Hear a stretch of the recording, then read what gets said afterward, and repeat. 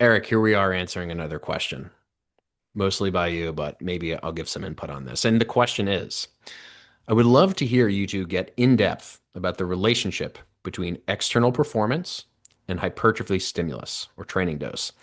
I think this is a good way to have an in-depth discussion, also in reference to some of the topics, Eric, in your books. For me, this is sort of a big picture question underlying a lot of training decisions for hypertrophy.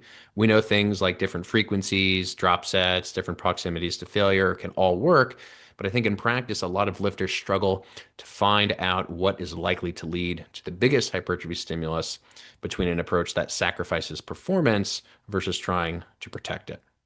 So I think this is Hmm. a really nuanced question. Eric, I want to hear from you just initially what speaks to you about this question and what are the sort of first things that come to mind? I think the first thing that comes to mind is basically the approach that you would take as a powerlifter, which I think you'll appreciate with your background, versus the approach you would take as a bodybuilder or an archetype of someone who doesn't compete in either, but wants to see their 1RMs go up. And I think when we do that, most people would agree that there would be a different approach. That the approach that you would take to drive your 1RM up as fast as possible, which I would say is something quite close to what modern high level coaches do in the IPF now that it's competitive enough and there's enough incentives that drive best practice because there are so many coaches, there's so many athletes, and we're truly seeing, you know, an adorable cat on camera that is going to easily and should distract me. Oh, so cute. But um, so if you look at the approaches, even across different ideologies in powerlifting, you see that there are times of intense specificity, and there is enough allocated towards hypertrophy. But most people would go, that's probably not the ideal way to get as big as possible for, let's say, your quads, bench, and posterior chain. Sorry, your quads, pecs, triceps, and posterior chain, right? So why is that? Because that should be the thing that results in performance going up the fastest and most clearly in the most objective, measurable manner to a certain standard. And the reason why it's not is because of the dynamics of fatigue, which I think the question answer asker did a good job of embedding. Um, you can create hypertrophy with a low fatigue approach. A large segment of the internet is actually advocating that's optimal to the point where I think it's actually so optimal with, low volumes as well as staying a little bit shy from failure, avoiding things like the eccentric, and inadvertently actually lowering the stimulus too much. You can definitely do that. So you can set up a protocol that creates hypertrophy while also being highly specific. And at certain phases, that would, at least in the short term, be the best way to drive up strength. If we look at the meta regression on volume, we see that in short term studies, in the 6 to 24 week range, that lower volumes of specific work or moderate volumes of specific work are pretty similar. And you get a plateauing effect where if you start to do more and more and more sets, you're not going to see a larger return on your investment. And that is probably having to do with you can only get so much specific practice that is going to produce a measurable change in 1RM from repeated efforts in a given time period. And also knowing that these studies are not on powerlifters doing 1RMs, it's like sets of 8 on chest press or things like that, right? So it's relatively low skill movements as well. Now, the thing is that in the long run, hypertrophy does contribute to strength. It is not the only contributor. It is perhaps the strongest one in aggregate. And that's not well captured in the literature because the literature is dominated by untrained and novice individuals. And the relative contribution, with a huge emphasis on relative, to strength in advanced lifters is more dominant from actual structural changes. So, what I mean by that, if you think back to the first 3 months that you actually started squatting, benching, or deadlifting, and you actually learned from someone, and maybe you got a coach, you might see those numbers double in 3 months, right? And that is absolutely not due to a doubling of muscle mass in those areas. You are growing muscle during that period, but that is due to motor learning improvements and what we might call quote unquote neurological or neuromuscular strength improvements, which is just a collection of things that have to do with co-activation, motor coordination, and actual things that change in central drive, rate coding, etc. And in the fitness industry, we kind of just dump things into, okay, what is strength? It's, well, skill, neurological adaptation, and structural adaptation. Or people might even dumb it down even further and be like size and neuromuscular. And there's a point where dumbing it down too much is not useful. I think for this conversation, it's useful enough to say, like, you can get good at the skill of lifting, and then you can also have the raw material that enables you to do it, which is not just muscle mass. There's other things involved there. And the payoff is going to be a longer arc for the muscle mass. And the majority of those motor skill dependent rapid strength gains occur in the early phases. And this is a tough thing to measure because if you take someone like you or I, Ben, and we are absolutely still able to get better at the skill of powerlifting. So, like right now, I could probably figure out my way through a mid 400s low bar squat, but I have low bar squat at 500. So the difference between me squatting around 400, 420, something like that, today when I go in the gym, versus how do I get back to my peak strength of 500 pounds, that's probably a dedicated 6 months of training where I might get hurt, and I'm doing highly specific powerlifting training, and it's actually uncertain whether I'd actually hit 500. I hit 480 or 490, or maybe even 510. Who knows? So the amount of muscle mass that I will gain over that course is going to be small.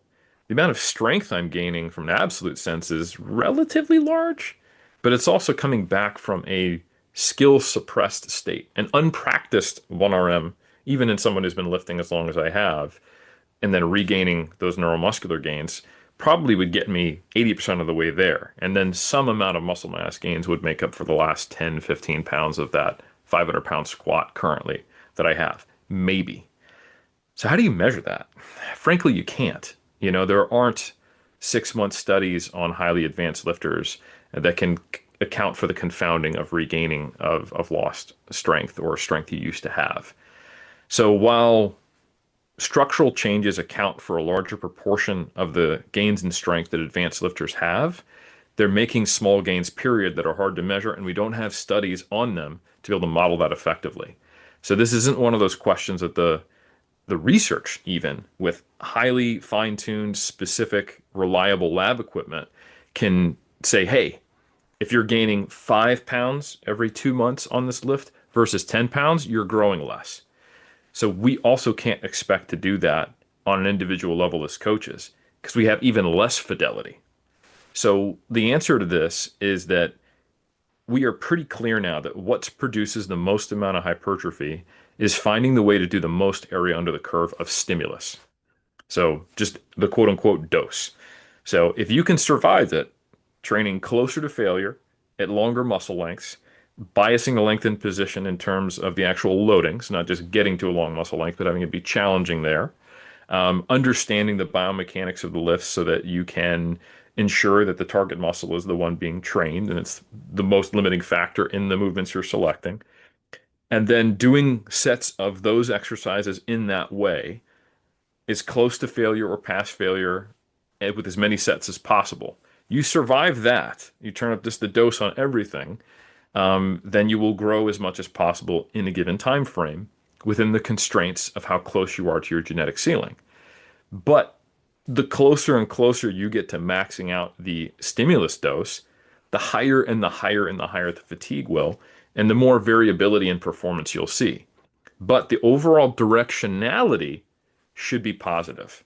And then you just need to kind of bootstrap that to what are reasonable expectations for your experience level. As you can tell, there are so many different variables you need to consider and understand in order to actually make progress long-term in muscle growth and strength. Eric is about to expand more on all of that. But if you want a really refined understanding of all these concepts, I highly recommend checking out Eric's Muscle and Strength Training Pyramid. These are the best books on the entire market in terms of training and nutrition. And not only will you be supporting me and Eric in purchasing a copy, most importantly, you'll be supporting your own understanding of these topics so that you can actually figure out how to organize your training now and in the long term. And now for the meat and potatoes of this conversation.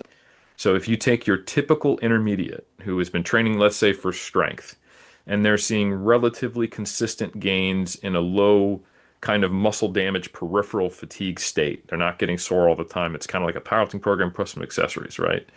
They're feeling beat up. Their joints hurt. Sometimes their lower back prevents them from doing the load they had planned on deadlift. Kind of your typical experience. It doesn't mean anything's doing wrong. It's just the experience, right? But you get these spurts or a relatively predictable rise in strength, especially when you kind of quote unquote peak in your program. You focus more on load and less on volume. The experience of when that person then goes, you know what, I just want to get huge, is that they're looking at more lifts, they're looking at more rep ranges. They're not just assessing a 1 RM. They're going, has my like 6 through 20 RM increased across 20 different exercises? And then on some days it has, some days it hasn't. It goes down, it goes up. And you kind of have to step back and look at it as an overall kind of like cloud of performance. Is that directionally going up across most muscle groups and exercises, rep ranges? And are there trends I can pick up on? Like I murder myself on legs on Monday, and then I'm rarely able to hit a PR on Thursday when I come in and do legs again. Okay, cool. Then I need to look at my Monday performances because I have Thursday, Friday, Saturday, and then Sunday is completely off, and I come in fresh on that day. And really, you shouldn't say there's anything wrong with the Thursday session. It's just that you're in a fatigued state. You're still getting a meaningful stimulus. It's probably sometimes why you're able to hit that PR on Monday. And I think people get a little too caught up with progressive overload, thinking that they have to add weight to the bar. And they don't understand that that's not just a one-way street. It's not that because you added weight to the bar that you were able to get stronger and that reflects that you were gaining muscle. In actuality, when you are focused on hypertrophy, you kind of need to flip the script a little bit and you need to go, okay, if I am able to hit PRs, if I'm seeing progression in reps or load, or same reps, same load, but more RIR in the tank, for example, that indicates that something has changed within me that allows for this better performance. And that could be I'm just slightly better recovered. That could be I'm in a better state of arousal. Maybe the music was on in the gym. That could be that I figured out a better way of moving for this exercise and I got a little more efficient in terms of force production or squeeze out another rep. Or it could be I've got more muscle mass. Now, you can't just keep listening to DMX endlessly, right? There is a cap to how good DMX can get you, right? So where my dog's at is not going to give you a progressive increase in load, but it might help you on that one Thursday compared to when Celine Dion was in. Okay. Yes, yeah. Right. Speak for yourself, brother. Speak for yourself. All right. And maybe it's the opposite. Maybe you hit the PRs when Celine is hitting her pipes. That's fine. And then DMX brings you down. Yeah, Whatever yeah. works for you, but that's kind of like a one-time bonus, the Celine slash DMX 1 RM boost or a 5 RM boost or what have you. Likewise, you can only get so good at like how do I really figure out how to do this Nautilus chest press, right? So if you are seeing these performance improvements directionally, not in terms of magnitude, because there's also that fatigue status that you may or may not have, you're probably growing. And that's kind of the mentality you need to have. I don't think it's a good idea to chase marginal differences in performance as the sole metric of whether or not a hypertrophy program is better than another hypertrophy program. I think you kind of want to look at it from the perspective of I'm going to do as much of that quote unquote dose, not necessarily volume. Again, dose, which I think is important. You don't want to sacrifice RIR, technique, exercise selection for volume. I think that's a mistake, especially when you get into higher volumes. But if the overall dose is more and you are still improving performance, that's probably an indication that it is a better program, even if the performance improvements aren't clearly better in one case or the other. And in fact, in the short term, my experience has been, and I went down this path incorrectly and early on in my career, is that if you chase a pure strength program that is sufficient to make you grow, you can actually be following a suboptimal program. And you won't know until you've invested months, until you've kind of eked out the end of those like neuromuscular adaptations. Like I was running some low volume powerlifting programs far from failure, and I got maybe 25 pounds on my deadlift over the course of like 3 months as a late stage intermediate. And I was like, this is awesome. And then I just kind of plateaued everywhere. And that year when I got on stage after that off season, I was actually lighter and looked less muscular than the prior season because I kind of went all in on going strength equals hypertrophy, which is just not the case. Okay, fantastic. Let me add some follow-ups here with uh with Chesterfield. He might be speaking into the Chesterfield's mic. got questions. Yeah. He has many questions. He has too many. Um, so what you're telling me, Eric, is that I may see better progress on all of my lifts, and I may not be hypertrophying myself as much, potentially, as compared to a scenario where that progress is not as rapid. And the reason that that is possible is because it is possible to improve strength in ways that are not adding muscle. And in many cases, what I find just as a commentary on the sort of current, I don't know if I want to call it explosion around low volume training. I don't know if it's your impression. That's just my impression. More people are talking about it. It's one of these swingy things that will inevitably swing away. But what's happening to a lot of people is they're dropping their volume, and then 2 weeks later, they're saying, OMG, Ben, look at these numbers. Look at this progress that I'm making. And normally that timeline isn't spelled out to me. So the first question is like, oh, how long have you been doing this program? It's usually like 2 weeks, 4 weeks, 6 weeks, right? There's no kind of long-term tracking and observation that's done. It's more just like they make this very acute change. They drop the stress that they've been incurring. The performance increases, as is common with like, powerlifting deloads and those sorts of things. So Papers work. yeah, right. So is that kind of ballpark little commentary? Is that you find agreement with that? Yeah, and in fact, we have multiple case studies and case series on powerlifters and weightlifters, people we would describe as highly advanced, some of them squatting over 500 pounds, some of them competing at national championships in the US for weightlifting. So people who, can squat probably in some cases 3 times body weight. And they do a protocol that includes a a volume and an intensity phase where volume comes down and then an acute taper, and we see very slight reductions in some metric of muscle mass while they are improving strength performance and sometimes getting a new PR total on the platform. Mm. So that is normal. And we struggle with multivariate thinking as humans, which just means that there are multiple things contributing to the same thing. And I think sometimes an analogy can be helpful. Like, okay, if we think of all the things that go into a race car being able to cross the finish line faster, you could see a scenario where we would actually put in a smaller engine and then also change the car to being, say, fiberglass and pulling out some other things so that the weight is lower and it can actually have less inertia to overcome when it starts accelerating. It crosses the finish line faster, but the engine is still smaller, right? Mm. So the time that we clock of this, this drag race is influenced not just by engine size, right? And the same thing, there was a great case series on daily 1RM squatting that came out of Dr. Mike Zerdos's lab, and they had one weightlifter and two powerlifters. And in one of them, and all three of them saw pretty big increases over roughly 40 days in their 1RM at peak from lowest. And most of them did peak towards the last 3 or 4 days of the study. So it worked. Like this protocol worked, highly specific. But it was still low volume. They were working up to a 9.5 or 10 RPE single and then doing some back offsets that are submaximal, doubles and triples type of deal on squats.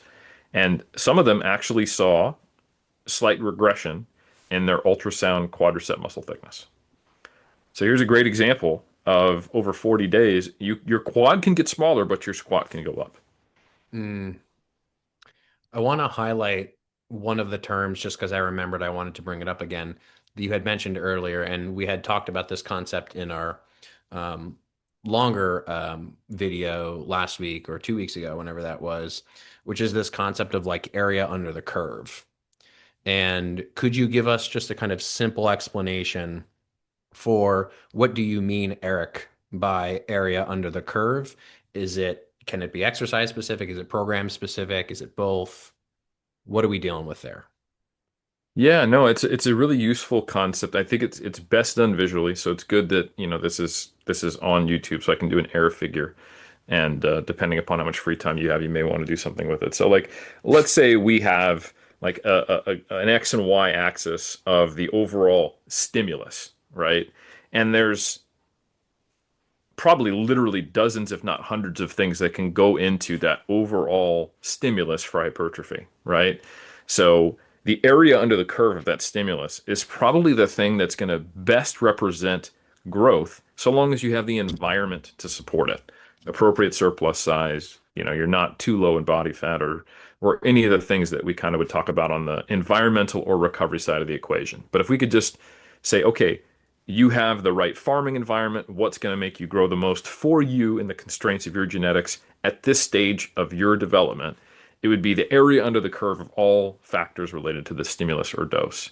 So you can imagine that there is this line of the growth that you have over time. So we have hypertrophy and growth. That area under the curve, so we take that line and we shade it in. So the area, we're going back to, geometry, that is the overall thing that you would think about in terms of predicting growth or going, what would be better? So when you pull one lever, that line might come down, but it might enable you to increase another one. So in the example of some of these volume debates, maybe you get way too stuck into the research, don't consider where you're at currently, and you don't think about the influence of volume on other variables. And you go, you know what? I'm going to do 30 sets per muscle group per week. What ends up happening though is it's so brutal. You're only adapted to 10 that you have to start doing poorer exercises. You ditch your RDLs for 45-degree back extension. And now the load is not emphasized at a longer muscle length for the glutes and the hams. Oh, cool. Well, now I can actually survive the program because I'm not experiencing as much DOMS. You're actually getting less DOMS than you did when you're doing RDLs for half the number of sets, right? You're also thinking you're training at an average 2 RIR, but it's drifted up to 4. And now we're not sure. Is 30 sets at a 4 RIR actually better than 10 to 15 at a 2 RIR? That's a tough question because volume gets progressively less contributory to that area under the curve over time. And your exercise selection's gotten worse. And maybe it's influenced your sleep and your motivation levels. You're kind of rushing through your workouts and some of those other qualitative factors that affects movement and maybe your adherence to other aspects of the environmental side of it all change. So you can try to turn up one element, but the overall area under the curve may have not changed or even gone down slightly. And if you're just focused on volume, that's where people get really kind of stuck in the science versus practice, or how could that be true? I don't believe the data thing, because they can't hold in their mind all of the various interdependent effects. And they're not good at interpreting research that controls for, quote unquote, all those interdependent effects to look at one variable in isolation. And when we look at one variable in isolation, we can say with a great deal of confidence, volumism is part of that area under the curve. Proximity to failure is part of that area under the curve. Uh, Tension at high muscle lengths is part of that area under the curve. Protein intake is part of the area under the curve. And then you think, well, okay, if I eat more protein, train at longer muscle lengths, train closer to failure, and train with more volume, each one of those is just an additive influence. But in reality, they all impact each other. And if I asked you, hey, I'm going to speak directly to the audience, Kerry Thompson, yeah, you, or Tim Smith, you, yes, you. How much of the overall area under the curve does volume at this number of sets contribute to it? Or the fact that a 4 IR versus a 2 RIR, or a 1.5 versus 2.5 grams per kilogram protein intake, or getting 6 versus 8 hours of sleep? You don't know. And we can sort of get some estimates in isolation from the research just to get an overall general idea of how important that variable is. But again, it affects other variables. So that is why I say area under the curve. And I think it's important to understand that all of these things are happening at the same time. We're dealing with what we call a complex intervention when you're thinking about, oh, what should I do with my training? So when you change one thing and you're thinking it's going to have an additive, predictable effect on the quote unquote area under the curve for the overall stimulus, You really have to question that assumption and make sure that you're very intentionally only changing that one variable, which you rarely do, which is why we have to do things like control for the placebo effect, have control groups, etc., so that we can tease out these additional sources of variance.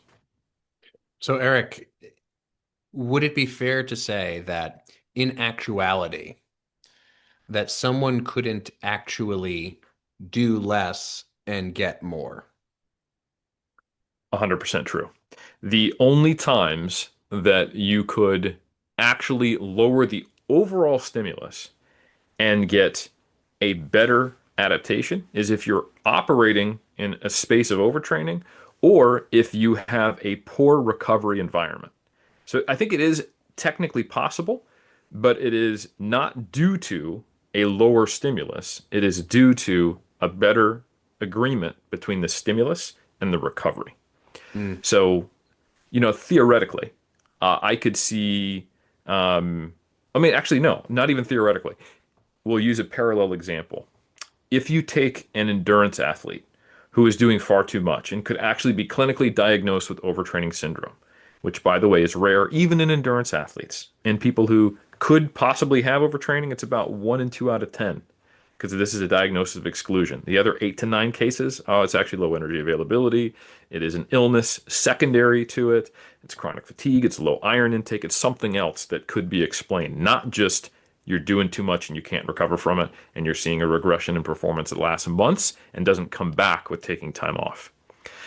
In the case where you catch that person before they've gone into full-blown OTS, and they're in a status of not even non-functional overreaching, which is where you'd pull back and they just kind of get back to baseline but not improve. But when they're functionally overreaching, right? That means that if you pull back, they would get better. You could reduce the stimulus and get a better outcome because you're currently exceeding their recuperative capacity, but you're not suppressing their ability to train and induce a stimulus to the point where they're actually reducing their underlying fitness, right? And we know that happens for strength as well. That's exactly what a taper is, right? We know the stimulus is not ideal. You're actually literally losing a little bit of muscle mass while getting stronger. This is why strength athletes don't always taper. A taper is relative to whatever that higher area under the curve was. We're playing with fitness and fatigue. What we're doing is we're saying, you know what?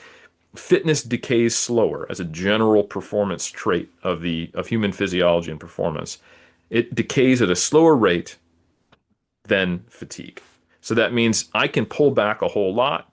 You might lose 2% of your raw strength potential, but you're going to lose 100% or a very large amount of the fatigue that was acutely suppressing it. And the net aggregate change is an increase in 1RM. And we take that too far. Like if you take strength athletes and you give them 5 complete days off, it's questionable as to whether or not they will actually improve strength or not.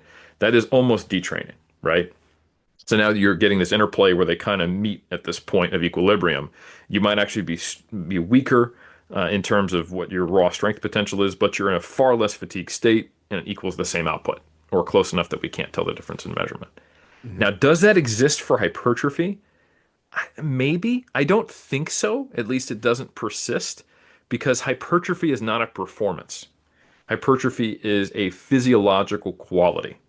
And that's why I like to use the analogy of farming or baking when we talk about bodybuilding training, rather than kind of your typical sports science parlance and periodization and all this stuff, because you're trying to hit this peak performance. And it's very different. So I think a good way to view it that is sufficiently correct is that hypertrophy is a component of strength. And you can lose some of it, but if you lose too much of it, or if it's suboptimized for too long, you're capping the potential you could reach in terms of your strength at any given time.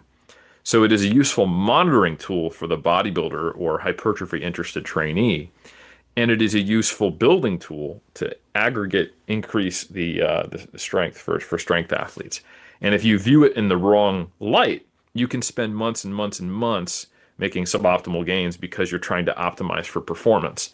And this sometimes happens for strength athletes, and they go, okay, well, I need to assess like what is holding me back from the next level of strength performance. And sometimes the answer is, I'm just not big enough or I've outgrown this weight class. So for fans of the IPF, for example, Russell Orhe, you know, really top level 83 kilo lifter. And, recently at the last Sheffield totaled like, I think 872 or something like that, set a world record. But then within the next few months, Joe Borenstein comes out. Taylor Atwood goes up a weight class, and they start smashing new totals. And we now have like a 904 that's been done at 83. Insane. Joe Borenstein is a phenom. So, Russell Orhe sees that and goes, man, I cut a lot of weight. I walk around at 90 kilos most of the time, and I have to cut down to 83. What would happen if I just let my body have the level of muscularity it wanted? And I didn't produce this acute fatigue of weight cutting in the final weeks. Dude smokes 920, right? Does the first 10 times body weight, because he actually, I think 918, excuse me, and because he weighed in at 91.8. And this was hit with him having a bunch of travel issues. And we're expecting him to probably total around 930 at closer to 93 at the upcoming Sheffield as he's gone up a weight class. Just like Taylor Atwood was holding himself back, walking around really, really lean as a 74, went up to 83, and his total went up 30 keys, right? So you see instances of this where a lifter has kind of peaked out at the best they can do at a given weight class. They move up a weight class, and we see this landslide of progress because they're finally creating the recovery environment so that that area under the curve can do what it's supposed to do. Mm. So if we kind of had to sort of finish this out with, Ben's concrete takeaway, it might be something like, holy cannoli, there are all these different variables. What do we do, Eric? What do we do? Well, we have the kind of us side of the equation. It's like our environment, nutrition, sleep, social, all that stuff, right? And then we have what dose are we providing? It's the interaction of these things that kind of amalgamate into this very messy thing that says progress or not. And the unfortunate and maybe beautiful part of this in some ways is that you really don't know at any given time. You can't press an app on your phone that says progress or not, right? All of this is ultimately going to be this trial and error experimentation process that is fleshed out over many, many, weeks, months, years of training. And strangely, once you then get to that point where you're like, oh, this environment plus training dose combo seems good for me. Well, now you've made progress, and now all of a sudden your environment has changed. And so I do think that what ends up happening to the people who are on the advanced side of the spectrum is they just get less and less and less attached to any single one of these things. And they kind of just are more comfortable sitting back and waiting and being like, I don't know, but this is the past data that I have. Let's see how this goes. Do I kind of have that directionality right? 100%. And you are faced with a fork in the road. And when you are a late stage intermediate, where you can do exactly that, and you can become, through survivorship bias, advanced with patience and willingness to experiment and push yourself outside of your comfort zone. Or you can take the much more commonly road traveled, and you see a lot more footsteps there. This seems like a good place to go. Fork in the road of going, nope, I want to still make intermediate level gains, and I am not going to try things that might be a little more individualized or outside of the box. And I'm going to program hop, change my diet, listen to the latest guru, and remain a perpetual intermediate because I'm impatient. And each time I start to get to the point where things begin to plateau, I switch to something else. Um, you know what? Nothing wrong with being intermediate, but that's basically kind of the trap, is where you're looking with two rosy-eyed, colored of goggles back at your early stage gains. And I think a lot of people get enamored with whatever they did first, and they return to it. And they think like, oh, the grass is not only greener on the other side of the fence, but where I used to live, because it was. We all had newbie gains. So exactly right. When you look at advanced lifters, they all do this, especially if they're drug free. And I don't mean that in any kind of like disparaging way or that they don't know how to do things. Just there's another lever they can pull that's a pretty big lever, and it has, you can make that lever bigger and bigger and bigger, right? So depending upon the dose. So like if you're a natural advanced lifter, you either have tremendous genetics and kind of everything keeps working for a long time, and you might not even actually be advanced for you. You might actually be an intermediate. It's just that your intermediate looks amazing, you know, and might be better than someone's advanced ever will be. But if you look at people who are within the realm of like reasonable genetics, but still maybe gifted and or less, and they have gotten there, there always is that attitude because that's the only way to get there. Because gains slow down the longer you get the longer the more you make, the harder it is to make further, or the longer it takes to make further, even if you don't want to kind of up the total stimulus. You can try to offset it, and that's I'm a great example of that. I think competing is something that drives me to figure out the fastest possible way to progress and be very ruthless and honest about it. And sometimes it bites me in the ass. Like, I get a meniscus tear that heals, or I get a back injury, or I maybe try to stay too lean, or I make mistakes in the pursuit of optimality. But it also, in net, drives me towards being patient and also being experimental and always looking for ways to turn over the next pathway forward, but not out of a sense of fear and not out of a sense of, is this good enough? And I think that's the difference. So it shouldn't feel scary. Patience is not a fear-based decision, right? So yeah, there is only one path that's right, and it is the lesser walked path because the other one is the pathway to perpetual intermediate status.